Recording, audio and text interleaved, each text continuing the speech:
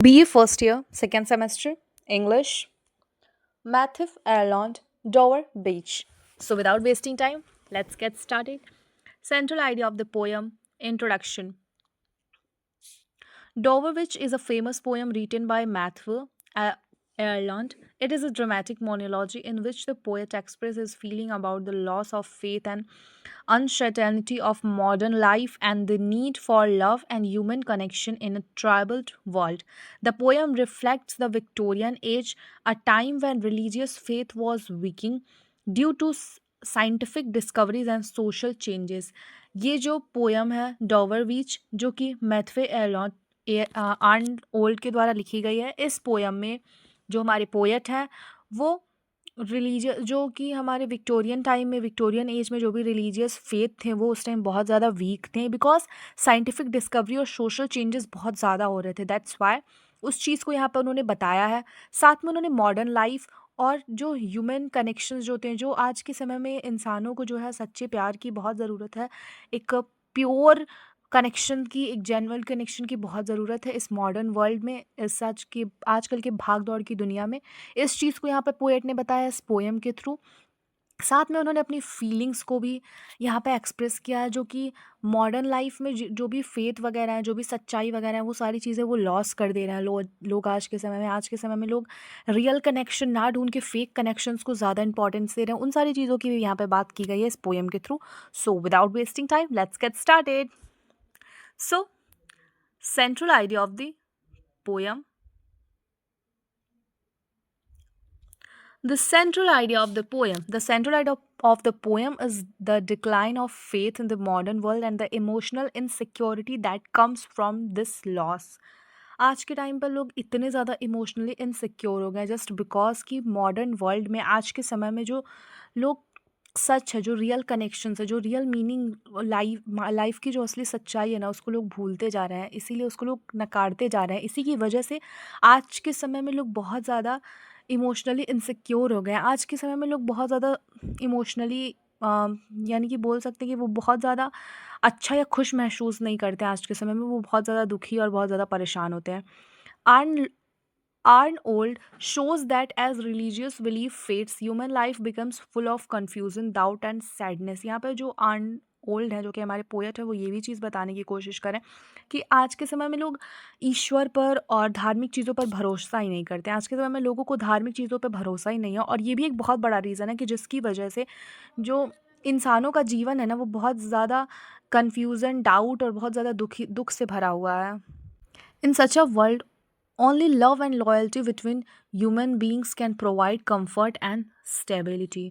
इस पोएम में जो हमारे आर्न ओल्ड हैं वो ये चीज़ भी बताना चाहते हैं जो हमारे पोएट हैं कि इस वर्ल्ड में अगर आप सच में एक अच्छा जीवन एक सिक्योर लाइफ इमोशनली सिक्योर होना चाहते हो, अपनी मेंटल पीस को ख़राब नहीं करना चाहते हो, अगर चाहते हो आपकी मेंटल पीस बची रहे ना, तो इसके लिए आपको सच्चे प्यार केवल जो सच्चा प्यार है ना और केवल जो लॉयल्टी है यानी जो सच्चाई है ना वही आपको कंफर्ट और स्टेबिलिटी प्रोवाइड करा सकती है और जो बाकी चीज़ें हैं वो आपको केवल दुख ही और असंतुष्टि ही आपके जीवन में लाएंगी। इसके बाद के हम स्टैंजास को देखते हैं।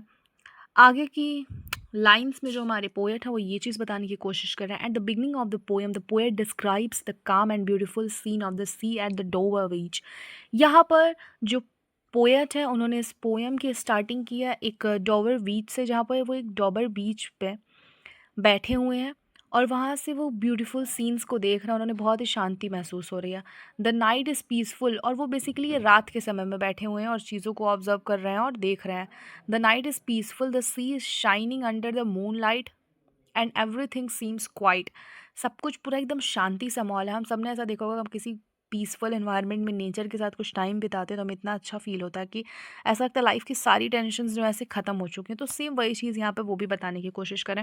How ever when he see hears the sound of waves he feels a deep sadness. लेकिन जब वहीं पर वो जो उस नदी में ना जहाँ पर डोवर बीच पे वो बैठे हुए हैं रात के समय में, जहाँ पर उन्हें इतना पीसफुल एनवायरनमेंट क्रिएट हो रहा है, जो जो हमारा सी है वो इतना ज़्यादा शाइन कर रहा है, जो मून लाइट है वो इतना चमक रहा है और सब कुछ इतना शांत सा लग रहा है। जहाँ पर वो ये चीज़ नोटिस कर रहे हैं वहीं पर वो ये भी नोटिस करते हैं एक टाइम के बाद कि ये जो डॉवर बीच है ना, यहाँ पे जो वेव्स बन रही हैं, जो कि पानी का बहाव हो रहा है ना, उस टाइम एक वेव बनती है, हम सबने ये चीज़ देखी होगी।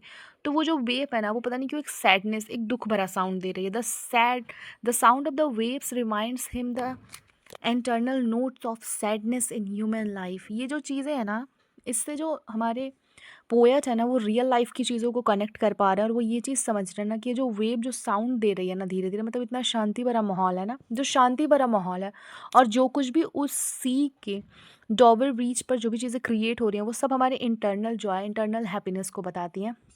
और जब वही वेव साउंड करना स्टार्ट करते हैं उस सी में, जो वेव्स, जो पानी का बहाव हो रहा है, जब उनकी आवाज़ें आना शुरू होती हैं पोएट के कानों में, तो वो एक्सटर्नल वर्ल्ड को बताती हैं कि जो हमारा एक्सटर्नल वर्ल्ड है ना, वो पूरी तरीके से हमारी जो अंदर की दुनिया, जो हमारी खुश खुश और खुश नसीबी खुशी वाली दुनिया है ना, उसको वो डिस्ट्रॉय कर रहा है।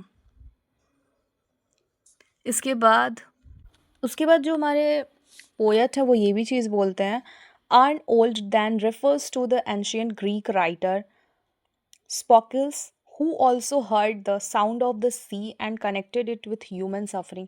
यहाँ पर एक ग्रीक राइटर जो कि स्पॉकल्स हैं, उनको यहाँ पे डिस्क्राइब किया गया, उनसे रिलेटेड चीज़ों को बताया गया। यहाँ पे जो हमारे पोएट है ना, वो इस चीज़ को बताने की कोशिश कर रहे हैं कि वो भी जब सी साउंड को सुनते थे ना, तो वो भी ह्यूमन लाइफ से बहुत सारी चीज़ों को कनेक्ट कर पाते थे कि ह्यूमन लाइफ में कितना दुख है या कितनी प्रॉब्लम्स चल रही हैं।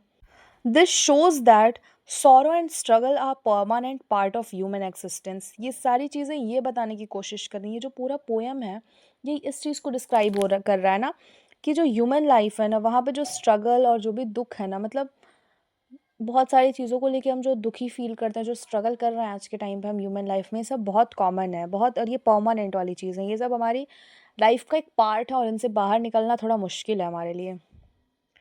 आगे देखिए। In the next part, Arnold introduced the idea of the sea of faith. He says that once the world was full of religious faith which surrounded humanity and like a bright protective belt, but now that faith is slowly retreating like the tide going out.